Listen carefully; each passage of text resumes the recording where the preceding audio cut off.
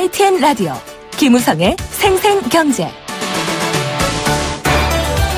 시청자 여러분 안녕하십니까. YTN 뉴스 FM 김우성 PD입니다. 지난해 우리나라 경제 성적표가 나왔습니다. 성장률 3.1%, 3년 만에 달성한 3% 목표고요. 세계 경제 호황의 흐름에 우리가 뒤처지지 않는다라는 의미를 가질 수 있을지도 모르겠습니다. 새 정부가 들어서고 여러 가지 과제와 변수가 많았습니다만 수출 등 한국 경제를 떠받치는 힘들은 여전히 건실했다, 이런 평가도 있습니다. 하지만 잠시 오른 건지 또 오르막길로 제대로 상승하고 있는 건지는 정확히 분석해 봐야 할 것 같습니다. 성장률의 의미와 경제 환경, 서강대 김영익 교수와 첫 번째 인터뷰에서 확인해 봅니다. 꽁꽁 얼어붙은 날씨 같은 청년 취업의 문, 양질의 일자리 구하기가 하늘의 별 따기라는 말 이제 식상할 정도입니다. 그런데 눈을 돌려 해외 취업을 한 사람을 봤더니 작년에만 5천 명의 청년이 해외로 취업을 했습니다. 비결은 뭘까요? 다양한 지원 사업과 혜택이 있기 때문이었는데요. 해외 취업 후에 귀국한 사람들에게 설문조사해봤더니 80% 이상이 다시 해외 재취업을 꿈꾸는 걸로 조사됐습니다. 합리적인 기업 고용 문화가 그 매력적인 이유였는데요. 해당 사업 지원하는 담당자 연결해서 자세한 내용 알아보겠습니다. 뉴스 경제 수업, 오늘은 정부의 부동산 투기 세력 잡기의 카드 중에 하나죠. 재건축 분담금 이야기 자세히 알아봅니다. 2018년 1월 25일 목요일 김우성의 생생경제, 지금 듣고 계신 여러분과 함께합니다.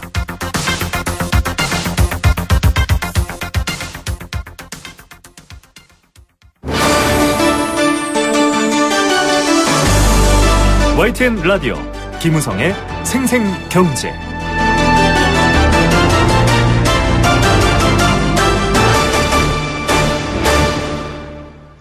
네, 첫 번째 생생 인터뷰입니다. 지난해 우리나라 경제 성장률 3.1% 기록, 이렇게 오늘 알려지고 있습니다. 3% 성장 목표를 0.1% 초과한 걸로 보이는데요.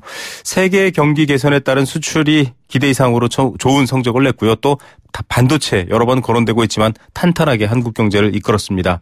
하지만 성장세가 과거처럼 가파르게 상승하고 있지는 않다라는 얘기도 있고요. 반도체라던가 특정한 품목들을 빼게 되면은 또 우리 경제가 튼튼하게 성장하고 있는 장기적 성장세로 가고 있느냐, 이런 지적들도 있다고 합니다. 이 성장률이 갖고 있는 다양한 의미와 과제에 대해서 서강대 경제학부 김영익 교수 연결해서 이야기 들어봅니다. 교수님 안녕하십니까? 예, 안녕하십니까? 네, 정부 출범하면서부터도 사실은 이 3%대 성장이라는 게 굉장히 중요한 화두였는데요. 3.1%로 오늘 일단 발표가 나왔습니다. 네. 어떤 의미가 있다고 보십니까? 네, 세 가지 측면이라고 보고 있는데요.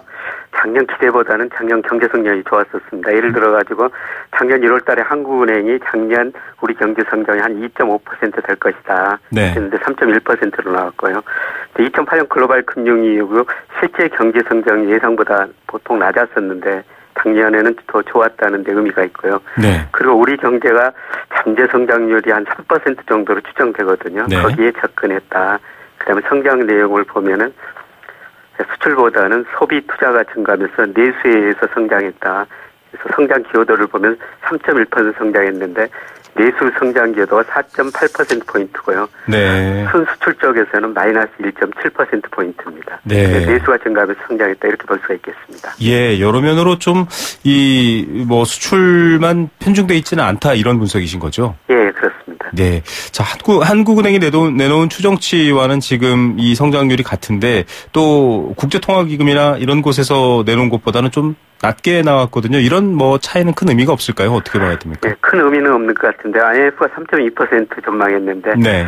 사실 IMF가 4분기에 마이너스 성장하리라고는 생각지 못했던 것 같습니다. 네. 근데 사실 IMF보다는 한국은행이 GDP를 추계해서 발표하거든요. 네네. 한국은행이 누구보다도 빨리 GDP 관련 통계 정보를 가지고 있기 때문에 한국은행 전망치가 IMF 전망치보다는 훨씬 더 신빙성이 있다, 최근 추정치가 있다, 이렇게 볼 수가 있겠습니다. 네.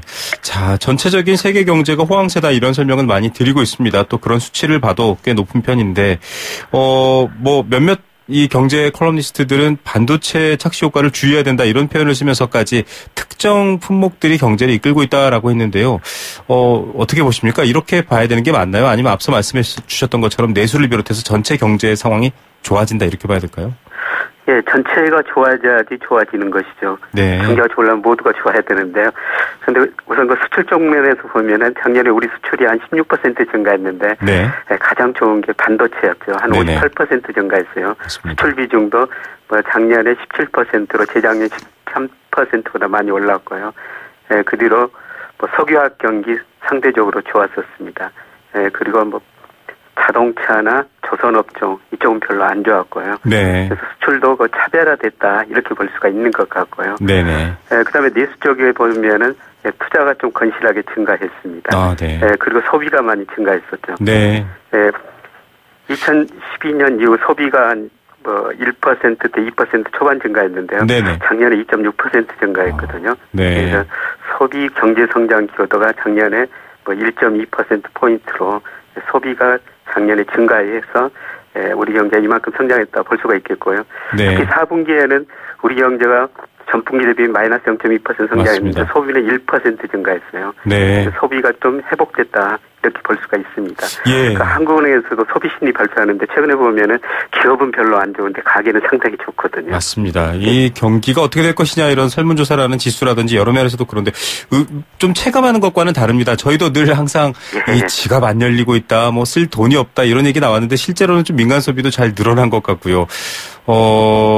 4분기에는 마이너스 성장이다. 이건 좀 봐야 되겠는데요. 저희가 2017년에 1분기에 1.1, 2분기에 0.6, 3분기에 1.5 서프라이즈였죠. 4분기에는 마이너스 0.2.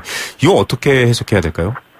우선 그 기대 효과가 많이 작용한 것 같습니다. 아, 네. 3분기에 1.5% 성장했다고 말씀하셨는데요. 네네. 3분기에 너무 높은 성장을 했거든요. 아, 네. 3분기에 수준이 높아지다 보니까 4분기에는 상대적으로 낮을 수밖에 없고요. 네네. 그다음에 10월 연휴가 아주 길었거든요. 네. 그래서 생산활동이 10월 달에 감소했었습니다. 네. 그리고 가장 중요한 게 최근 2년 동안 우리 경제 성장을 주도한 게 건설 투자였었는데요. 아, 맞습니다. 네.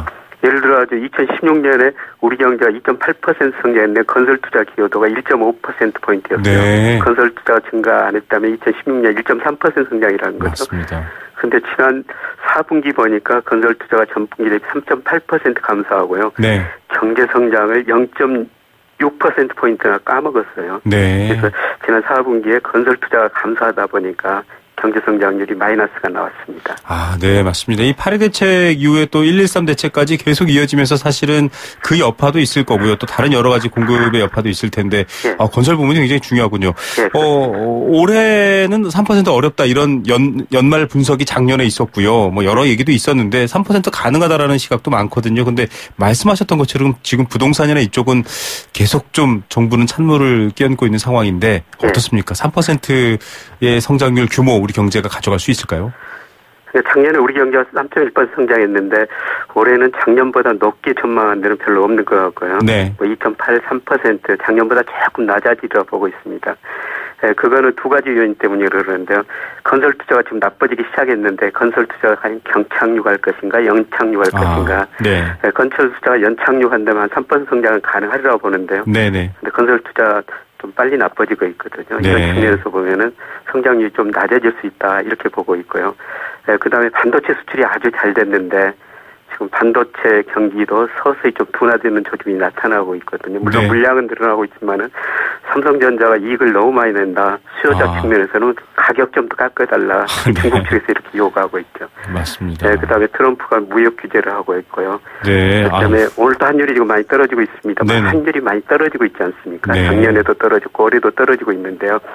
환율이 우리 수출에 한 9개월 정도 시차를 두고 영향을 미치기 시작하거든요. 네. 그래서 작년에 떨어진 환율, 지금 떨어진 환율이 올 하반기 들어가가지고는 수출에 마이너스 요인으로 작용할 수가 있습니다. 예. 그래서 올해 제가 생각에는 3% 성장은 참 어렵고 2% 후반이 아닐까 이렇게 생각합니다. 예. 최근에 OECD 선행지수가 많이 계속 떨어지고 있고요. 네네. 그다음에 우리나라 통계청에서 발표하는 선행지수 순환 변동치 이것도 작년 8월을 정점으로 9월, 10월, 11월 3개월 연속 떨어지고 있거든요. 네. 이건 앞으로 경기가 둔화된다. 선행지수들이 미리서 신호를 보내고 있습니다. 네. 이 선행지수들을 보면 사실 뒤이어질 상황들이 예측이 가능하다 이런 측면 때문에 교수님 2.9%가 맞는다면 좋고 나쁘고를 떠나서 또 이 방송이 성지가 되지 않을까 확인하러 올 것 같다 이런 생각도 듭니다. 자, 정확하게 알 수는 없겠지만 정부는 어쨌든 잠재 성장률을 좀 제고하기 위해 여러 가지 개혁 같은 것들 나서고 있거든요. 예. 일자리 정책도 마찬가지고요. 이런 것들이 실질적으로 좀 경제 성장률에 영향을 미친다고 봐야 될까요? 어떻습니까? 좀 영향을 미칠 수가 있죠. 우리 정부가 지금 소득주도 성장, 혁신성장 외치고 있는데요. 네. 네, 소득주도 성장이라는 것은 기업 소득을 가계 소득으로 이전시켜가지고 가계 소비를 늘리겠다. 네. 부분적으로 효과가 나타나는 것 같고요. 그다음에 소득주도가 본격적으로 잠재 성장률을 높이는 건 아니거든요. 네. 네, 그래서 혁신성장을 외치고 있는데 잠재 성장이 높아지려면 노동이 증가하고 자본이 증가하고 생산성이 증가해야 됩니다. 네네. 뭐 노동은 이미 감소세로 돌아섰고요. 네. 네, 자본도 이미 많이 기업들이 투자하기 나기 때문에 여기서 크게 증가하기는 어렵거든요. 네. 우리나라 잠재 성장률을 올리려면은 좀 생산성을 높여야 됩니다. 네. 그래서 전체적으로 지금 사회 대통합이 필요한 시기가 아닌가. 네. 예. 그러면서 생산성을 올려야지 우리 잠재 성장률이 한 단계라도 올라갈 수 있는 것입니다. 예. 사실은 뭐 최저임금 하나를 놓고도 굉장히 많은 공론장이 열렸는데요. 교수님 말씀하신 것처럼 전체적인 일자리와 자본과 여러 가지 생산성의 이 바퀴들이, 톱니바퀴들이 다 맞아 돌아가기 위한 좀, 합의 같은 것들도 필요할 것 같은데요. 네. 세계 경제는 좋아지고 있다는 얘기 하고 있습니다. 사실 뭐 이 담벼락 바깥의 일이어서 그런지 잘 체감이 되지는 않습니다. 그냥 뉴스에서 그렇다라고 하니까 일단 받아들이는데 이게 좋은 기회이기 때문에 우리도 역시 이 분위기 혹은 이 상황을 잘 활용해야 된다 이런 얘기들을 나오는데 좀 멀게 느껴지거든요. 구체적으로 좀 우리가 어떤 부분들에 대해서 신경을 쓰면 좋을까요? 세계 경제가 좋을 때 우리가 구조조정해야 된다 이런 이야기를 할 수가 있는데요. 아, 네. 근데 세계 경제가 지금 좋아지는 국면이 후반부예요. 네. 예를 들어서 미국 경기가 2009년 6월을 저점으로 지금 103개월 정도 확장 국면을 보이고 있는데 네. 역사상 세 번째 긴 확장 국면이거든요. 네네. 과거 보면은 이제 거의 미국 경기가 정점, 뭐 유럽 경기, 일본 경제도 지금 다 조호가 있는데 경제 확장 국면 후반부라는 것입니다. 네. 근데 다음에 경기 수축이 오면은 2008년 글로벌 금융위기를 겪으면서 전 세계가 통화정책, 재정정책이라는 무기를 거의 다 써버렸거든요. 네네. 그러니까 지금 뭐 경기 지금 좋다고 뭐 지금은 굉장히 좋은데 네네. 예, 경기 확장 국면 오히려 후반부에 있다. 네. 그래서 다음 수축 국면을 정부 정책 당국자나 기업이나 개인들도 지금 대응할 시점인 것 같습니다. 예. 굉장히 좀 이 큰 시각에서 좀 다가올 미래들을 미리 예측해보는 이 경기 순환이 늘 일정의 패턴이 있기 때문에 교수님께서 말씀하신 위기에 대한 부분도 좀 열심히 같이 얘기됐으면 좋겠다라는 바람이 있습니다. 교수님 오늘 말씀 감사드립니다. 예, 고맙습니다. 네, 서강대학교 경제학부 김영희 교수였습니다. YTN 라디오 김우성의 생생경제. 네. 함께 느끼는 우리 경제 공감사전입니다. 애청자 여러분들께 귀를 활짝 열어두고 있습니다. 여러분들의 생각, 의견, 여러분들이 뉴스를 듣다가 떠오르는 말 다 좋습니다. 함께 나누고 싶으니까요. 생생경제 사연 보내주십시오. 단문 50원, 장문 100원의 정보 이용료 부과됩니다. 샵 0945번 문자 메시지로 참여할 수 있고요. 스마트폰 애플리케이션 예스도 활짝 열려 있습니다. 참여해 주시면 추첨을 통해서 도심 속 꿈의 놀이터 일산 원마운트에서 워터파크 스노우파크 이용권 선물로 보내드립니다. 오늘의 공감사전 주제 앞서 이야기한 경제성장률입니다. 평소에 경제성장률 일상에서 자주 생각하지 않으시죠? 좀 어려울 수도 있습니다. 우리 경제가 정말 얼마만큼 컸느냐, 마치 아이가 키가 자라듯 경제가 얼마나 컸느냐인데요. 이 안엔 일자리 문제도 있고 여러 가지 다양한 우리 경제의 미래, 가치 이런 것들도 다 얽혀 있습니다. 일정 기간 가운데 한 나라의 경제 규모를 또 국민소득 규모가 얼마나 커졌는지를 파악하기 위한 지표인데요. 생산물의 가치평가 방법 등에서 여러 가지 개념으로 나눠지기도 합니다. 1980년대 이후에는 다국적 기업이 늘어나고 또 외국인에 의한 투자가 확대됨에 따라서 종전의 국민 총생산보다는 물가 상승률과 인플레이션을 모두 반영한 국내 총생산 GDP를 특정 지표로 사용하고 있습니다. 경제의 성장률은 대부분 GDP 성장률을 가리키는 겁니다. 얼마나 많은 돈과 부와 또 경제의 교류가 일어났느냐 이런 이야기인데요. 그만큼 우리 삶이 조금 더 나아질까의 문제는 또 다른 문제일 것 같습니다.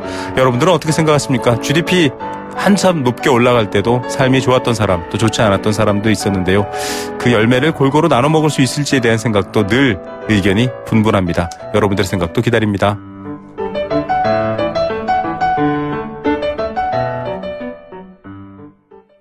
네, 생생경제 일부 포스코와 함께했습니다. 캠페인 2개 듣고요. 이 시각 주요 경제 뉴스들 정리해드리겠습니다.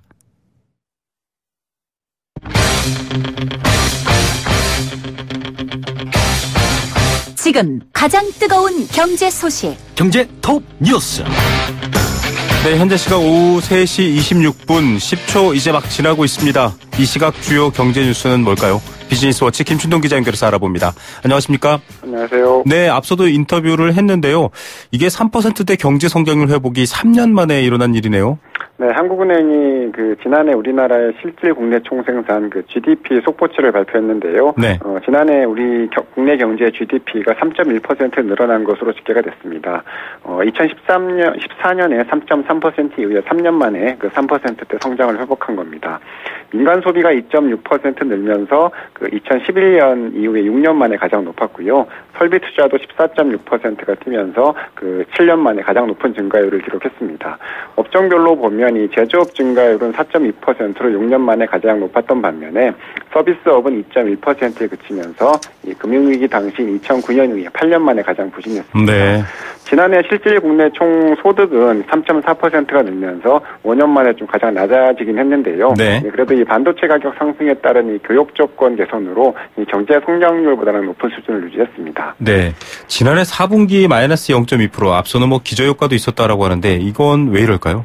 네, 말씀하신 대로 작년 4분기 성장률은 전분기 대비 마이너스 0.2%로 부진했습니다. 이 분기 마이너스 성장은 금융위기의 직격탄을 맞은 2008년 4분기 이후에 9년 만에 처음인데요. 네. 작년 3분기 성장률이 1.5%로 워낙 좋았던 데다가 최장 추석 연휴로 조업 일수가 줄면서 이 마이너스 성장을 보인 것으로 풀이가 되고 있습니다. 다만 이 전반적인 경기 흐름은 여전히 좀 견실하다는 게 한국은행의 평가인데 실제로 이 전년 동기 대비 작년 4분기 성장률은 3%였고요. 또 작년 하반기 전체 성장률이 3.4%로 이 상반기 2.8%보다 높았습니다. 이 반기 기준으로는 2014년 상반기 이후에 3년 만에 가장 높은 수준이었습니다. 네. 자, 미국의 한 신용평가사가 암호화폐에다가 신용 등급을 매겼는데요. 지금 또 굉장히 관심을 받고 있습니다. 어떤 내용입니까? 네, 와이스 레이팅스라는 이 미국의 신용평가사가 있는데 74종류의 암호화폐에 대해서 처음으로 신용 등급을 매겼습니다. 시가총액 기준으로 최대인 비트코인에 대해서는 C+, 시총 2위인 이더리움과 이오스가 각각 B를 받았는데요. A는 하나도 없었습니다. A는 엑설런트, 또 B는 굿, C는 이 페어라는 보통을 의미한다고 하는데 네. 와이스 레이팅스는 암호화폐에 대한 첫 번째 신용 등급 정보를 미리 빼내기 위한 해커들의 사이버 공격이 있었다. 이런 사실도 함께 전했는데 네. 특히 한국 해커들의 공격이 심했다고 그렇게 좀 밝혔습니다. 여기서도 한국이 등장하는군요. 자, 이 암호화폐를 놓고 사실은 지금 명확한 개념 합의조차 아직 사회적으로 안 돼 있는 상황인데 네. 신용 등급까지 매겼거든요. 기준이 뭐였나요? 암호화폐의 가치보다는 기술적인 요건을 좀 많이 따졌는데요. 아, 네. 가격 리스크와 보상 가능성, 또 블록체인 기술, 이 보안 등의 항목으로 좀 이루어졌다고 합니다. 이 와이스 레이팅스는 비트코인은 주요 네트워크의 병목 현상으로 이 지연이 좀 발생을 하고 또 거래 비용이 비싸다고 평가를 했고요. 그래서 소프트웨어 코드를 즉시 업그레이드할 수 없는 즉각적인 메커니즘이 없다. 또 이렇게 평가를 했습니다. 네. 이더리움에 대해서는 병목 형상이 있긴 한데 쉽게 업그레이드할 수 있는 기술, 또 빠른 속도를 제공하고 있다고 그렇게 좀 언급을 했고요. 다만 이 말씀하신 대로 신용 평가의 신뢰성을 둘러싸는 기준이 뚜렷하게 없어서 이 논란은 좀 불가피할 것으로 보입니다. 예. 자, 증시, 박스피 탈출 이런 얘기까지도 시끄러워서 많이 들려왔었는데 연말 연초 성적표 봤더니 신통치 않네요. 네, 오늘은 좀 많이 올랐는데요. 한국거래소에 따르면 지난달 1일부터 지난 23일까지 약 두 달 동안 코스피 지수가 약 2.5% 올랐습니다. 이 완만한 오름세를 이어가고 있긴 하는데 주요 네. 20개국 증시 대표 지수 가운데서는 이 상승률이 18위에 그쳤습니다. G20 중에서 이 기간에 한국보다 상승률이 낮은 국가는 캐나다와 호주뿐이었는데요. 네. 특히 이제 신흥국 증시는 두 자릿수 상승률을 이어가면서 호조를 보였고 이 선진국 증시도 분위기가 좋았는데요. 이 미국의 다우존스 지수가 26,000선을 넘으면서 연일 좀 최고가를 좀 쓰고 있고 영국과 일본, 독일 등도 5% 이상 올랐다고 합니다. 네. 국내 증시는 좀 다른 선진국과 다른 부진한 이유가 있나요? 네, 연말 연초 글로벌 증시 랠리에서 유독 우리나라만 소외된 이유에 대해서 이 전문가들의 평가는 실적에 대한 불안 때문이다 이렇게 좀 보고 있는데요.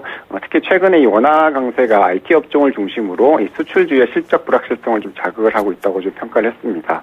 앞으로 전망도 좀 엇갈리고 있는데 이 당분간은 실적 불확실성이 해소되기 어렵다는 의견이 좀 있고요. 또 실적 발표 시즌이 본격화하면서 이 분위기가 바뀌고 그러면 다시 상승 추세를 회복할 것이다 이런 의견도 좀 나오고 있습니다. 네, 아직은 좀 반반 이런 느낌이네요. 자, 도시락이나 식사용 조리식품 원료로 쓰이는 쌀 소비 급증하고 있다고요.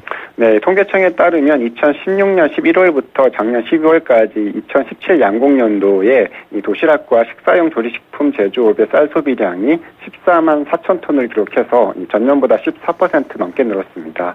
이 편의점이나 대형마트 등에 공급하는 이 삼각김밥, 도시락, 컵밥, 햇반 등에 사용한 쌀이 그만큼 좀 많았다는 건데요. 네. 이 컵밥을 비롯해서 혼밥이 좀 유행을 하면서 이 원료용 쌀 소비도 그만큼 늘어난 것으로 추정이 되고 있습니다. 네. 다만 여기에는 뭐 분식집 김밥이나 식당에 제공하는 밥 등은 포함되지 않는다고 합니다. 예, 혼자 이렇게 사 먹는 분들이 많아지고 있다 이런 반증도 되겠군요. 가구, 그러니까 집에서 쌀 소비하는 거는 뭐 역대 최저 수준이라고요? 네, 1인당 연간 쌀 소비량을 보니까 61.8kg이었는데 전년도보다 0.2%가 줄었습니다. 1964년도에 양국 소비량 통계를 얘기를 시작한 후에 쌀 소비가 좀 가장 많았던 시기는 1970년이었는데요. 그때가 1인당 연간 136.4kg 정도 됐다고 하는데 그때와 비교하면 절반도 좀 안 되는 수준입니다. 1인당 하루 평균 쌀 소비량으로 좀 따져보면 169.3g 정도 되는 건데 네. 밥 한 공기에 약 쌀 100g 정도가 들어간다고 하면 하루에 쌀밥 한 공기 반 정도를 좀 먹는 셈입니다. 이 건강에 대한 관심이 높아지면서 작곡 소비는 쌀과는 다르게 좀 5년 사이에 2배가 넘게 늘었다고 합니다. 네, 집에서 밥들도 안 먹나 이런 생각도 드네요. 정부가 공공임대주택을 공급하는 신혼부부 대상 좀 넓히고 확대한다고요? 네, 국토교통부가 이 공공주택 특별법 시행령 등에 대한 개정안을 좀 입법 예고했는데 개정안을 보니까 신혼부부 공공임대주택의 수혜 대상을 좀 늘렸습니다.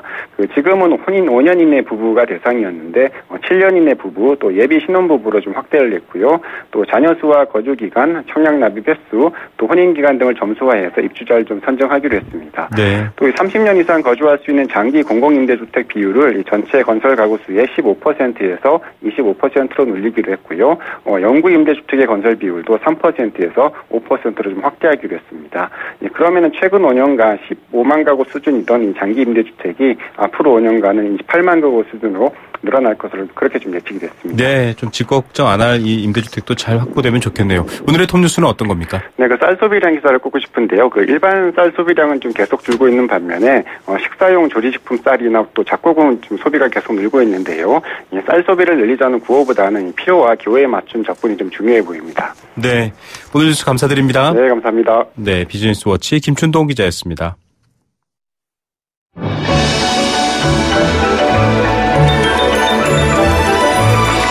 오늘의 경제를 들여다보는 시원한 창. YTN 라디오 김우성의 생생경제 생생인터뷰.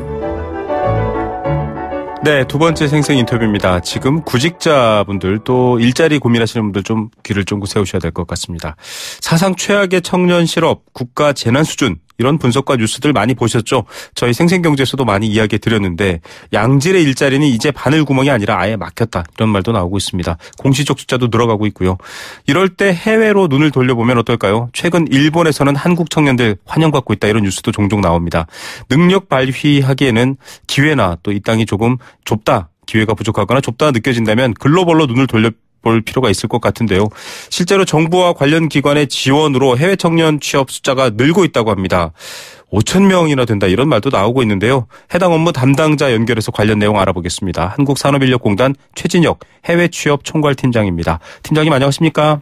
네, 안녕하십니까. 최진혁 팀장입니다. 네, 자 해외 취업한 청년이 연간 5천 명이 넘는다. 저는 깜짝 놀랐거든요. 어떤 내용입니까? 네, 정부 지원으로 해외 취업에 성공한 인원은 3년 전만 해도 약 1,679명 수준에 머물렀었습니다. 네네. 그런데 이 숫자가 계속 지속적으로 증가해서 작년에는 5천 명이 넘었었습니다. 네. 이게 어떤 나라에 어떤 걸로 가는지도 좀 알아봐야 될 것 같은데요. 네. 주요 취업 국가로는 일본, 미국, 싱가포르 등이며 한국 진출 기업의 중간 관리자 수요가 많은 베트남, 인도네시아, 멕시코 등에도 취업자가 늘어가고 있는 추세입니다. 네. 주로 분야가 IT가 많겠죠? 예, 아무래도 가장 많이 취업한 국가는 일본이며 그 네. 정도 IT로 지금 현재 나타나고 있습니다. 예, 한국이 이런 분야가 좀 강해서 그런 것 같은데, 이 기성세대들은 잘 모르실 것 같아서 그런데요. 지금 취업 대상 설문조사를 해봤더니 해외 취업 관심 있는 분이 굉장히 많다고요? 네, 최근에 저희가 조사한 설문조사에 따르면 네. 약 90%가 기회만 주어진다면 해외 취업을 하고 싶다라고 응답해서 네. 아주 관심을 높이 있는 걸로 나타났고 예. 아무래도 기성세대보다는 청년층들이 해외 경험이 많다 보니까 네. 더욱 관심이 있는 것 같습니다. 예, 지금 장년층 같은 경우는 취업하기 전에 해외 나가보지 않은 분들, 또 결혼 전에 나가보지 않은 분들도 많은데 요즘 여행들을 많이 하니까 더더욱이 90% 가까이가 해외 취업, 기회만 된다면 가겠다, 이렇게 했다고 합니다. 네. 자, 우스갯소리로 어른들은 그런 얘기 하십니다. 야, 그래도 내 나라가 낫고, 이 말도 편하고, 집 떠나면 고생이다, 이런 말도 하는데, 이렇게 취업은 5천 명이나 됐지만, 막상 취업하면 막 가서 고생하고 힘든 것 아닌가, 이런 걱정도 있을 텐데, 어떻습니까? 물론 이제, 낯선 환경과 문화에서 적응하려면 어려운 점이 있을 거라고 생각이 됩니다. 네네. 그래서 이 경우에도 우리 공단에서는 해외 취업 정책 지원금이나 네. 현지 헬프데스크 등과 같은 다양한 지원 프로그램을 운영하고 있으므로 도움을 받을 수 있겠습니다. 네. 또한 해외 취업자를 대상으로 한 만족도 설문을 해봤는데요. 네네. 10명 중 7명 정도는 해외 취업에 만족하고 있는 것으로 나타나서 해외 취업을 어렵게만 생각하지는 않은 것 같습니다. 네네. 이게 생각보다 많이 취업을 했는데 또 봤더니 10명 중 7 정도는 굉장히 만족하고 있다, 이렇게 응답했다고 합니다. 만족한 이유가 뭘까요? 해외가 우리나라보다 좋은 건가요?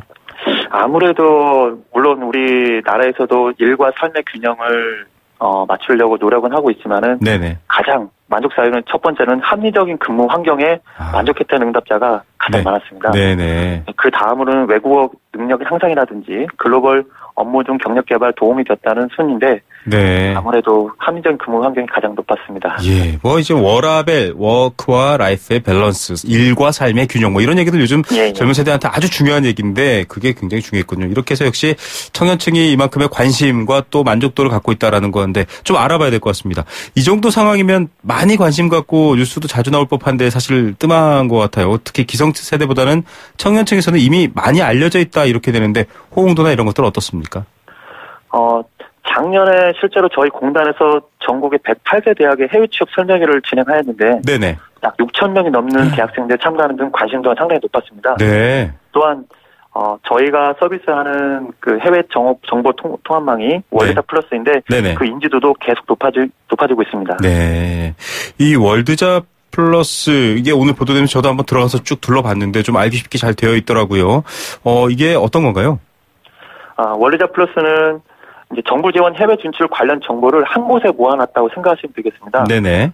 그래서 구직자에게 다양한 해외 진출 관련 정보, 구인 정보라든지, 그 다음에 구인 공고라든지 인재를 찾을 수 있는 서비스가 종합되어 있다고 보시면 되겠습니다. 네. 사실 이렇게 국제기구 일하고 싶은 분들은 외교부 가면은 외교부 해외 취업 센터, 또 기재부에서도 있습니다. 금융 관련 해외 취업 굉장히 분산돼 있었거든요. 이런 것들을 좀 한 곳에 모아놨다, 이렇게 보면 되겠군요. 예. 네. 앞으로도 관계 기관과 협업을 해서 네. 저 월드자 플러스의 이제 모든 해외 진출과 관련된 사업들, 해외 인턴, 네네. 해외 봉사라든지, 네. 같이 이제 통합해서 구축해서 나가려고 합니다. 예, 아주 뛰어난 한국의 인재들이 지금 한국 안에서만 좀 해결이 안 된다라고 답답해하지 마시고요. 월드자 플러스라는 곳에 좀 많이 이용들 하십니까, 이 홈페이지는? 예, 연간 저희가 일평균 한 7,000명 정도 되고요. 네. 저희가 개인 회원만 약 한 300만 명 정도 됩니다. 300만 가까운 회원이 있군요. 예, 이용을 많이 하시는군요. 자, 네, 구체적으로 이 해외 취업을 위해서 이 혜택을 좀 본다라고 지금 이제 저희가 앞서 소개를 했는데 구체적으로 좀 어떤 프로그램들이 운영되고 있습니까? 청년들에게 준비 단계별로 맞춤형 서비스를 하고 있습니다. 네네. 먼저 시작 단계 청년들에게는 온라인이라든지 오프라인 상담이라든지 채용 설명회 등을 통해서 정보 제공을 하고 있고. 정보 제공, 네. 준비 단계에서는 3개월에서 약 12개월의 해외 취업 연수 후 해외 취업 알선까지 이어지는 원스톱 서비스를 제공하고 있습니다. 네. 또한 저희가 이제 서울과 부산에 해외 취업 센터가 있는데 매월 해외 취업 아카데미라든지 모의 면접이라든지 것들을 무료로 제공하고 있고 네네. 해외 취업 후에는 해외 취업 정착 지원금이나 헬프데스크 등을 통해서 현지에서 적응과 안정적인 근무를 지원하고 있습니다. 네. 참 이런 것들이 꽤 많이 알려지면 좋을 것 같습니다. 지금 해외 취업 연수를 보내주고 또 취업 알선도 해주고 있고요. 또 취업한 뒤에도 정착 지원금을 주고 헬프데스크를 운영하고 이 정도면은 좀 나라에서 든든하게 내 뒤를 받쳐주고 있다 이런 생각이 들 것 같은데 저는 정착 지원금이 좀 눈에 확 들어왔습니다. 해외 취업 프로그램을 통해서 취업하고 정착 할 경우에는 정착지원금을 최대 400만 원 준다라고 하는데, 이건 좀 특별한 것 같아요. 어떤 제도입니까? 아무래도 이제 청년들이 이제 해외 취업을 하게 되면은 그 생활하게 되면 물가라든지 이런 부분들이 아마 금전적으로 어려운 부분이 있을 겁니다. 그래서 네네. 조기에 정착하고 현지에 적응할 수 있도록 도와주고자 최대 400만 원의 해외 취업 정착지원금을 지원하고 있습니다. 네. 이제 올해 같은 경우는 작년 8월 28일 이후에 해외 취업에 성공한 이제 청년들을 대상으로 해서 네네. 신청이 가능하고, 다만 이제 월드잡 플러스의 사전 구직 등록을 마친 후 해외 취업에 성공한 경우에는 약 2,500명에게 지원할 계획입니다. 예, 한 2,500명 정도 규모의 예산이 있군요. 이렇게 취업하면 당장 이제 뭐 비행기값 구하고 뭐 건당하고 막 복잡할 텐데 또 돈도 준다. 저는 이 정도면은 이건 해외 취업을 좀 더 많이 해야겠네 이런 생각이 들 정도인데, 사실 청년층은 앞서 말씀하신 것처럼 뭐 대학별로 순회를 했는데 뭐 수천 명이 올 정도로 인기가 많은데, 경력 이동을 하고 싶은 분들, 또 중장년층, 뭐 분야도 좀 요리라던가, 뭐 나는 뭐 오토바이로 뭐 배달을 굉장히 잘하는 사람이다, 이런 다양한 분야에 있는 분들은 좀 기회가 있을까요? 어떻습니까? 네, 아무래도 그 청년층 대상의 프로그램이 많은 것은 사실입니다. 네네. 다만 그렇다고 해서 그 중장년층의 기회가 없는 것은 아닙니다. 네. 구인업체가 요구하는 경우는 채용 조건에 따라서 연령 무관인 과정도 있고, 네네. 또한 연령 제한 없이 경력직 모집 공고들이 자주 업데이트 올라오고 있습니다. 그래서 지속적으로 관심을 가지고 저희 월드잡 플러스를 꼼꼼히 보시게 되면은 네네. 좋은 기회가 있을 것 같습니다. 예, 이 월드잡 플러스에 쉽게 말하면 채용 공고가 올라오는 거군요. 네네. 예, 뭐 IT 말고도 다른 업종도 많이들 진출하나요? 어떻습니까? IT라든지 그다음에 일반 사무도 많고요. 네네. 뭐 싱가포르라든지 이런 쪽은 관광, 아니면 요리, 조식, 예, 관광, 요리 여러 가지 좀 들여다보시고, 또 자기가 하던 일에서 좀 해외로 내가 직장을 옮겨서 좀 새로운 기회를 열어볼까 싶으신 분들은 월드잡 플러스 검색하셔서 가보시면 좋을 것 같네요. 이건 뭐 고용노동부랑 한국산업인력공단 이 두 군데서 하시는 건가요? 네, 해외 취업은 저희까지 담당하고 있고, 유관기관인 뭐 코트라라든지에서도 같이 협업을 하고 있습니다. 예, 여러 곳이 모여서 만들어진 월드잡 플러스 한번 확인해 보셨으면 좋겠습니다. 아직도 모르시는 분들이 많을 것 같다, 이런 댓글들도 많이 달려 있었는데요, 기사에. 향후 이 사업 좀 많이 알려내고 또 어떤 방식으로 더 발전될까 궁금한 면도 있습니다. 어떻습니까? 저희가 이제 앞으로 올해 취업 가능성이 높은 국가와 또 직종을 또 개발해서 무게중심을 두려고 합니다. 네. 예를 들어서 이제 일본 같은 경우는 지속적으로 IT라든지, 또한 요즘에 아세안 국가에 대해서도 좀 관심을 많이 가지고 있는데, 우리나라 청년들이 취업할 수 있는 직종별로 저희가 좀 타겟을 두고 이제 접근하려고 합니다. 네네. 그리고 아무래도 이제 해외 취업에 성공하려면은 그 앞에 선배들의 어떤 경험담이 아주 믿을만한 정보거든요. 그렇죠. 그래서 우선 해외 취업 성공 사례를, 성공 사례와 경험자들 노하우를 좀 공유하는 어떤 프로그램을 저희가 확충해서 해외 진출을 희망하는 청년들에게 맞춤형 정보를 제공할 계획입니다. 네. 참, 이런 식으로 좀 여러 가지 미리 그렇게 취업했던 분들의 이야기, 노하우 이런 것들까지 공유가 된다면 정말 좋을 것 같고요. 또 가능성 있는 곳, 요새 뭐 베트남 이런 나라들 굉장히 경제도 발전하고 있는데 다양한 전략을 마련하고 있다라는 소식까지 전해드렸습니다. 네네. 자, 월드잡 플러스 들어가서 여러분들도 혹시 해외 취업 관심 있는 분들 한번 알아보시고요. 네, 오늘 말씀 감사드립니다. 네, 감사합니다. 네, 한국산업인력공단 최진혁 해외 취업 총괄팀장이었습니다.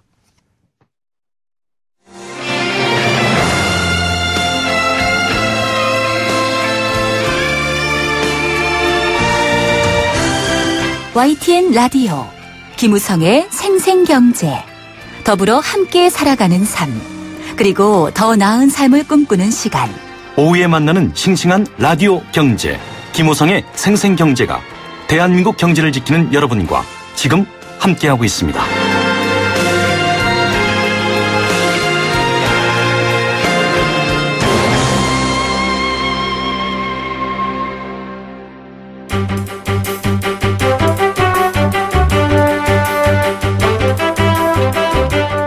경제를 아는 힘, 홍영만의 뉴스 경제 수업.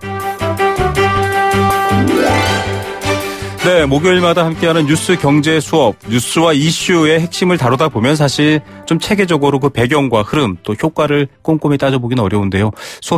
강의실에서 수업을 듣듯이 꼼꼼하게 알아보는 그런 시간입니다. 오늘은 재건축 부담금 관련해서 알아볼 텐데요. 서울여대 경제학과 홍영만 교수입니다. 교수님 안녕하십니까? 네, 안녕하세요. 예, 요즘은 돈 관련, 경제 관련해서는 크게 두 가지 쪽으로 관심이 쏠리는 것 같습니다. 하나는 암호화폐고, 하나는 부동산인데요. 네. 오늘 부동산 관련 얘기 중에서 정부가 워낙 이 부동산에 대해서 좀 안정화, 또 가격 안정, 투기 수요 근절 이런 얘기를 하고 있어서 그런데 재건축 부담금 예정액을 발표했는데 아주 화제가 됐었습니다. 이 금액이 도대체 어떻게 나온 거냐 이런 얘기까지 나올 정도인데 정부가 이거 왜 발표한 건가요? 글쎄요, 일단 이제 올해부터 재건축 초과이익 환수제가 원래도 있었어요. 그렇죠. 옛날에 있었는데 네. 약 5년간 이제 부동산 시장이 많이 죽어 있었기 때문에 5년간 유예되었다가 이제 다시 올해부터 2018년부터 시행이 되도록 돼 있거든요. 네. 그러다 보니까 이제 국민들한테 다시 이 초과이익 환수제가 시행된다는 것을 알리려는 목적이 아마 정부로서는 가장 컸을 것 같고요. 네. 이렇게 알리는 과정에서 이제 지금 말씀하신 대로 지금 강남을 중심으로 한 재건축 시장이 굉장히 뜨거우니까 네. 친절하게 이제 이렇게 되면은 부담금이 얼마나 될 겁니다 하고 예정액을 제시를 해가지고 네. 그거로 인해서 심리적으로 좀 약간 압박을 가해서 가격 안정을 좀 깨우려고 했던 의도가 있던 거 아닌가 이렇게 보여집니다. 예, 지금 주요 포털 뉴스의 부동산 면을 보면 정부 엄포가 통했나 이런 기사 제목이 뜨고 있을 정도인데 왜 이렇게 엄포를 할 만큼 뭔가 좀 절박함이 있었나요? 배경 어떻게 봐야 됩니까? 글쎄요, 아무래도 정부로서는 굉장히 빨리 강남의 집값을 잡고 싶은데 작년 8월부터 계속해서 지금 정부가 부동산 대책을 내놓고 여러 가지 돈줄을 재고 있음에도 불구하고 지금 시장이 계속 가라앉지 않고 있거든요. 네네. 특히 강남을 중심으로 해서 보면 강남 3구의 재건축 시장은 오히려 더 뜨겁게 달아오르고 있기 때문에 네. 정부로서는 아마 이런 부담금 예정액을 발표를 해가지고 시장의 어떤 심리적인 압박감을 좀 주려고 했던 거가 아닌가 이렇게 생각이 됩니다. 네. 자, 이런 시기라면 좀 이 여러 가지 어떤 산중 방향이나 이런 게 나오고 있는데 결국은 최대 8억 4천 얘기가 화제가 됐었거든요. 8억 4천 내도 한 10억 남기는 거 아니냐 이런 분석까지 나왔었는데 이렇게 재건축 부담금이 꽤 큰 금액으로 부과되면 가격 안정, 그러니까 정부가 말하는 그 목표 이루어질까요? 어떻게 보십니까? 분명히 이 재건축 부담금은 재건축 대상 아파트를 구입하려는 매력은 좀 떨어뜨릴 수 있을 거라고 보여지고요. 네. 그래서 이제 분명히 수요 억제 효과는 있고 그로 인해서 가격 상승폭도 줄어들 거라고는 보여집니다. 네네. 그런데 이제 문제는 이게 재건축을 통해서 재건축을 하게 되면 이제 신규로 더 추가 공급되는 물량이 좀 있지 않습니까? 네네. 이런 것들이 이제 우리가 얘기하는 강남에서 공급이 안 되는 거를 좀 완화시키면서 네. 가격을 안정시킬 거다 그랬는데 이 공급이 줄어들어서 가격 안정 효과는 좀 제한적일 수 있지 않을까. 오히려 풍선 효과 같은 게 나타날 수 있다 이런 의견도 있는 또 거죠. 풍선 효과를 생각할 수 있는데요. 네. 이게 이제 이런 재건축 부담금을 많이 부과받게 되는 아파트들을 피해서 다른 쪽으로 가서 투자를 할 가능성도 있고 네. 또 재건축이 아니라 이제 강북의 어떤 재개발이라든지 네네. 이런 쪽으로 투자 수요가 이전을 해가지고 네. 다른 지역 그러니까 서울의 다른 지역까지도 이 아파트 가격이나 또 주택 가격을 올려놓을 그럴 가능성도 있어 보입니다. 예, 사실 이 주제를 여러 가지 면에서 다루겠지만 다룰 때마다 좀 어렵습니다.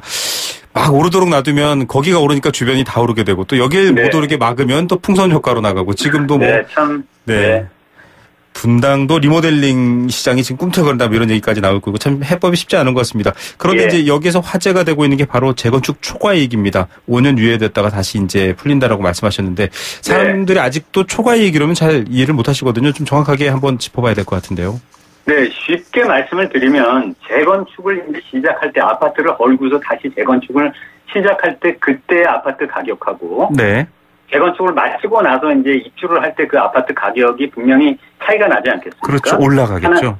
하나는 새 아파트니까 가격이 오르겠죠. 당연히. 네네. 그러면은 그 오른 가격에서 이제 건축비라든지 이런 것들 재건축에 들어가는 비용을 공제하고요. 네. 또 그 기간 동안에 재건축 말고 그 주변의 아파트 가격이 올라가는 거 있지 않습니까? 네네. 그거를 추가로 공제를 해야만 네. 오로지 재건축으로 인해서 올라간 그 가격, 그러니까 재건축이라고 하는 요인에 의해서 생겨난 이익을 뽑아내는 거죠. 네. 이게 바로 이제 초과 이익이 되는 거고요. 네네. 이 부담금은 초과 이익에 대해서 이제 그 초과 이익의 크기에 따라서 10%에서 한 50%까지 그렇게 부담을 하도록 돼 있는 건데, 이게 이제 현금으로 생짜로 돈을 자기가 부담하는 거잖아요. 네네. 물건을 파는 거가 아니고. 네. 그래서 아마 더 많은 그런 그 체감 부담률은 매우 크게 느껴질 겁니다. 네. 참, 이 체감 부담률이 크다라고 얘기했는데, 어떻게 보면 이게 좀 남의 나라 이야기처럼 또 느껴지시는 분들도 있습니다. 이 부담액 정도가 웬만한 또 외곽지 아파트 한 채 값이다. 이런, 그렇죠. 네. 예, 굉장히 강남이 또 주목받고 있는 이유이기도 할 것 같습니다. 재건축 시작 시점과 마치는 시점이라고 한다면, 결과적으로는 공사를 시작하는 날, 이렇게 봐야 되나요? 어떻게 봐야 됩니까? 네, 그러니까 시작 시점이라고 하는 건 보통 조합, 이제 재건축 조합이라는 게 설립되지 않습니까? 네, 그렇죠. 그 조합이 승인된 날이에요. 아, 조합 설립이 승인된 날이 바로 재건축 시작 시점. 네. 예. 그리고 이제 마치는 지점이라고 하는 거는 네. 준공인가가 된 날. 건축이 이제 아파트가 다 지어져서. 네네. 이제 구청에서 준공인가를 받게 되면. 네. 그 시점, 그 두 시점 사이에 아파트 값이 얼마나 올랐냐. 그게 이제 초과 이익이 되는 거죠. 예. 이걸 알아야 되는 게 바로 이 기간의 가격 차이, 초과 이익이라는 부분을 앞서 교수님이 설명해 주셨는데 그런 부분 때문인데, 사실 강남권은 이런 얘기도 있습니다. 그 주변 아파트값 굉장히 오르지 않습니까? 자고 나니 5천만 원 올랐다. 지금 뭐 이런 얘기도 나올 정도고, 결국은 주변 시세가 오르는 것까지 반영된다고 했으니까 실질적인 부담은 크지 않나, 이렇게 생각하시는 분들도 있을 것 같거든요. 어떻습니까? 네, 맞습니다. 지금 진행자님 정말 좋은 지적을 해주셨는데요. 최근에 이제 정부가 보유세를 강화하려고 이제 계속 발표를 하지 않았습니까? 네네. 그러다 보니까 사람들이 지금 어떤 그 움직임이 있냐면 시장에서. 네. 강남에 똘똘한 아파트 하나를 갖고 있자. 네, 맞습니다. 이런 움직임이 있거든요. 네. 그러다 보니까 이제 강남의 아파트 값이 굉장히 많이 올라가게 됩니다. 네네. 근데 아까 그 우리가 말씀드렸던 것처럼 초과 이익에서. 네. 강남의 경우에는 그 부담금의 그 초과 이익을 계산할 때 옆에 아파트 가격이 올라간 거는 빼주게 돼 있거든요. 그렇죠. 예, 그러다 보니까 만약에 지금 이런 요인에 의해서 강남의 아파트 값이 많이 더 오르게 된다고 하면. 네. 오히려 그 부담금의 규모는 줄어들게 됩니다. 네. 예, 그러니까 강남의 경우에는 이 추가 이익 그 환수를 위해서 재건축 부담금을 매긴다고 하는데. 네. 과연 강남 아파트가 지금처럼 계속 올라간다고 하면 내야 되는 부담금은 그렇게 생각보다 크지 않을 수도 있습니다. 네. 예, 그러니까 이거는 시장이 앞으로 이제 어떻게 더 반응할지. 네. 이거를 두고 봐야만 그 부담의 규모를 정확하게 알 수 있죠. 사실 예. 그래서 이 점에서 정부가 지금 뭐 규모가 이익이 8억이 날 거다, 뭐 얼마가 나서 네네. 부담금이 얼마가 될 거다 하고 정부가 서둘러서 발표를 한 게 네. 조금 시기적으로 너무 앞선 거 아닌가 이런 좀 생각이 들어요. 맞습니다. 예, 사실 그런 뉴스들에 저희가 놓친 부분은 오늘 황영만 교수님께서 아주 지적해 주셨는데요. 이런 부분까지 좀 꼼꼼히 생각해서 효과도 따져봐야 될 것 같고요. 자, 이 부담금, 재건축 부담금, 원칙적으로 이게 사실은 얼마를 벌지, 어떻게 돈을 벌지 아직 확인되지 않은 부분인데, 네. 미리 이걸 과세를 하는 부분을 좀 정한다라는 것, 재산권을 좀 침해받을 수 있지 않느냐, 이런 우려도 있는데 어떻게 보십니까? 네, 뭐 이거는 이제 재건축 부담금 얘기가 나올 때마다 나오는 얘기인데요. 네네. 아파트 가격이 만약에 떨어지게 되면 네. 안 내도 됐을 세금을 내는 거 아니냐 이런 얘기거든요. 그렇죠. 예, 그런데 이제 이게 아파트 재건축 부담금이라고 하는 게 2006년에 만들어져 가지고 네. 2013년까지는 일부 시행이 됐어요. 네. 그래서 여러 건의 재건축 부담금을 이미 부과한 바가 있거든요. 네네. 그래서 이 제도를 되돌리는 거는 지금으로선 좀 어렵다고 네. 보이고요. 또 우리나라의 법원에서도 행정법원에서 2013년에 재건축 부담금 부과는 정당하다 이렇게 판결을 한 바가 있고, 헌법재판소도 미실현 이득에 대한 과세는 국회가 정할 사항이기 때문에 네. 헌법에 위배되지 않는다 이런 결정을 했습니다. 그래서 예. 이 재건축 부담금에 대한 법적 정당성은 이미 확보되어 있다고 말할 수 있고요. 예. 이게 재산권을 침해한다 이런 거는 아마 시장에서 네네. 재건축 부담금이 부담금을 부담하는 네네. 분들께서 좀 이제 피해 갔으면 하는 그런 논리도 쓰이는 거에 불과하다고 보여집니다. 예, 뭐 이미 다 작년에 관리인가 처분하고 다 했다 이런 문자들도 막 오고 있는데요. 네. 오늘 또 몰랐던 내용을 좀 더 깊이 알아봤네요. 오늘 말씀 감사드립니다. 네, 고맙습니다. 네, 서울여대 경제학과 홍영만 교수였습니다. 네, 생생경제 포스코와 함께했습니다. 8483님께 저희가 선물 보내드릴게요. 추운 날씨 건강 조심하십시오. 내일 뵙겠습니다. 김우성 PD였습니다.